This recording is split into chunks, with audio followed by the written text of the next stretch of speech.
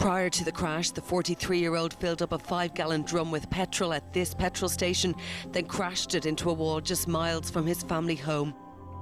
It's today being revealed that John Butler was being treated for depression, but no one ever thought it could erupt in such a tragic way. Ballycotton is a coastal village in County Cork and situated about 40 kilometres east of Cork City. It is a fishing village that sits on a rocky edge overlooking Ballycotton Bay. It has a sandy beach that stretches for about 25 kilometres east to Knockadoon Head. The current village is actually a resettlement of an older village, which is now entirely underwater. Like everywhere in Ireland, it's lovely in the summer but dreary in the winter. Among the residents of the village was the Butler family: John, Una, Zoe 6 and little Ella 2. Una's family were all from Ballycotton, and this is where they decided to build their life together. Una met John 6.5 years before they got married. John was tall, dark and handsome and quiet, but they socialised every weekend like any young couple would.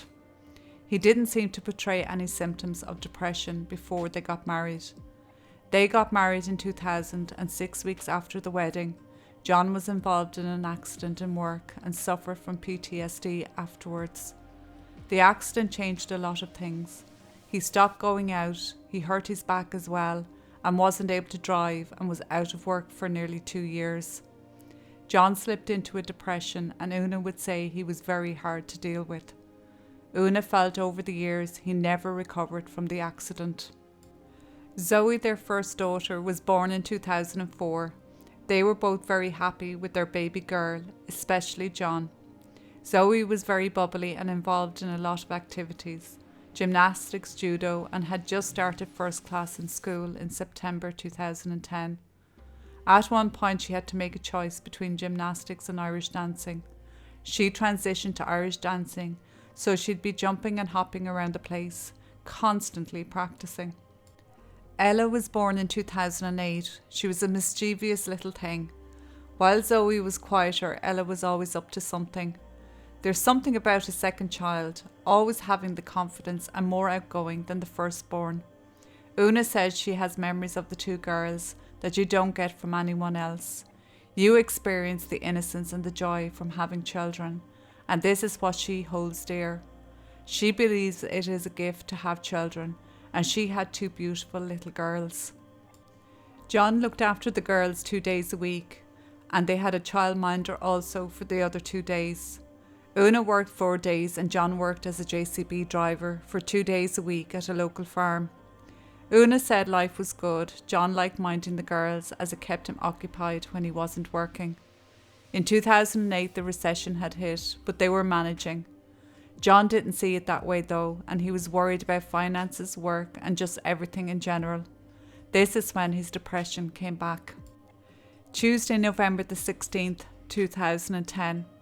It was a typical morning. The alarm went off and John nudged Una awake and told her to get up. It's 7:30 a.m. Una asked him for a back rub as it was aching. He did rub her back, but he did seem a bit tense and even nervous. But this wasn't unusual. Una left for work at around 8 a.m. She was a bit worried leaving, but she had other days where she was a bit worried about John, and she'd always ring to check in on him throughout the day. On her way to work, Una rang John's sister to ask her to ring John to invite him down to hers for the day, just to keep him extra occupied, but also to help with the girls, and John's sister said she would. Later on that morning, Una rang to check in at home, and there was no answer on the landline or John's mobile. Then John's sister rang to say she was getting no answer either. When she'd ring, Zoe and Ella would fight for the phone to answer it, but that morning when she rang, no one answered. An hour later, Una couldn't take it anymore and decided to go home and see if everything was all right.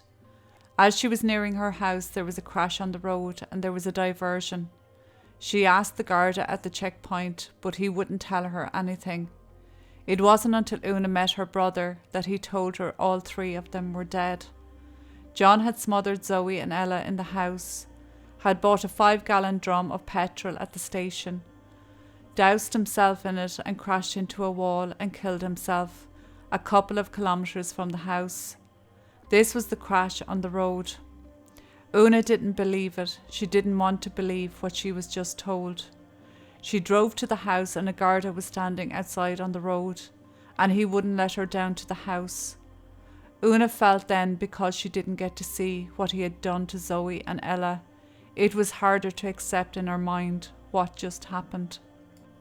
John had never been physically violent towards Una and the girls. He was very difficult to live with when he was depressed, but he had never physically harmed any of them. When Zoe and Ella came home before their funeral, poor Una didn't want to touch them because she knew they would feel cold. Una said it was horrific and she was in denial for a long time afterwards as to what had happened. She couldn't believe that John had done such a thing. Zoe and Ella were brought to Ballycotton Church, where a special Mass of the Angels was curated, and they were later buried in the local cemetery. John was brought back to his home in Cove, County Cork, and buried there. Una couldn't make sense of what happened. She searched the house for letters that John may have left behind, but there was nothing. 13 weeks before he killed the girls and himself, he had been discharged from the mental health services, but he was still on the same dose of medication that he had been on for the last 6 months, only now with no supervision. Una believed if she had been involved in John's treatment in greater detail, they would have learned his behaviour at home. She believes that John played down how things really were for him, and no consideration was given to Una and the girls. He told them what he wanted them to know. They treated him as if he was a man living alone, and the mental health services never considered the family and the possibility they could be in danger. This is all down to patient confidentiality. Una said having a family member involved with their loved one's treatment should not break patient confidentiality, but would allow the family to give doctors a better insight into their home life. I do believe that had I been involved in John's treatment in greater detail, they would have learned about his behaviours at home. I do believe that John went in and told the medical professionals what he wanted them to know and didn't give them a full story or a full picture of what his behaviours were at home, you know. I know from my own experience that she is right. It is the most lonely place to be living with someone suffering from depression because there is no support or help. You can't go to their doctor as they won't give you an insight into him or her treatment or mental state. You don't know what they are telling them or not telling them. Their behaviour is normal to them but abnormal to you. But you have no one to tell or consult with. So this is your everyday life. It's a bloody nightmare and a vicious circle.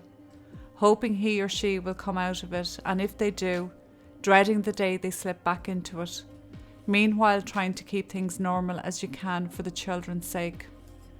Una has campaigned for the last 12 years and spoke to many politicians, media outlets, and done hundreds of interviews, trying to change legislation so families can have more rights and involvement with people being treated by the mental health services.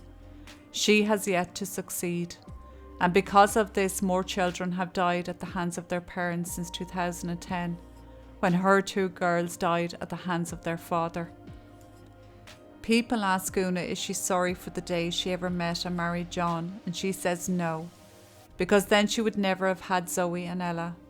She sees her girls as a gift, and the joy and love they brought she had never experienced in her life, and would never have if the girls hadn't existed, even though it was for a short time. She still carries that love with her, and she will never experience it again, but feels blessed that she did.